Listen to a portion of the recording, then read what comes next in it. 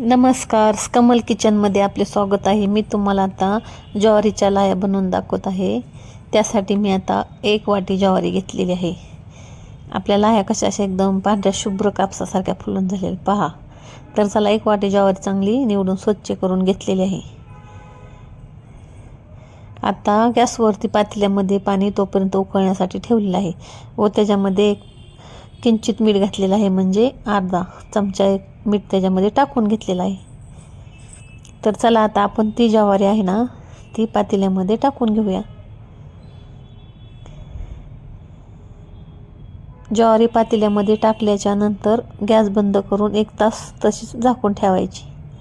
1 तासाच्या नंतर बघा आता आपली ज्वारी अशी चांगली भिजलेली आहे।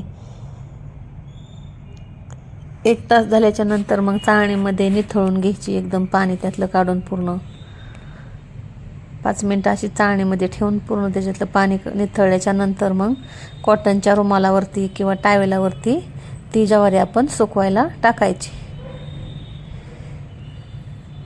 ज्वारी चांगली सुकल्याच्या नंतर शक्यतो 12 तास तरी ही ज्वारी अशीच फॅन खाली नाही आणि उन्हामध्ये पण नाही ज्वारी ठेवायची।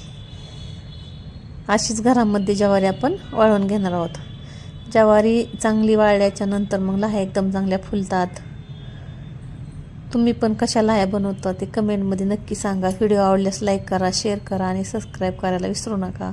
आता ज्वारीला आपल्या पूर्ण 12 तास पूर्ण झालेले आहेत आणि एकदम कडक अशी चांगली वाळलेली आहे।